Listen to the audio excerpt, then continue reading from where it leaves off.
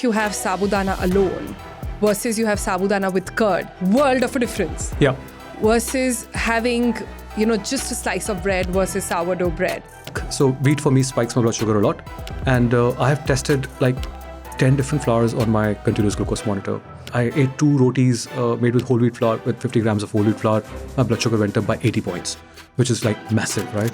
So I basically tried various different flours, like, I tried Amaranth, I've tried Emmer, Kapli wheat, and all of that. Which one was the best? I must tell you that Amaranth and Kapli are blood sugar friendly. Let me tell you, they're not. They're absolutely not. They pretty much behave the same way as wheat. There were 2 flours in particular that performed better in my test, and they were basically our ancient grains, jaw and Bajra.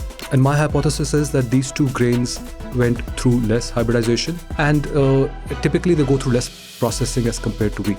So they still retain some fiber by the time that flour ends up on your plate. There is a reason for it. Our wheat has undergone a massive change. Yeah. The wheat that we eat now is not the same wheat that our ancestors were eating. In the 1970s and 80s, we went through Green Revolution.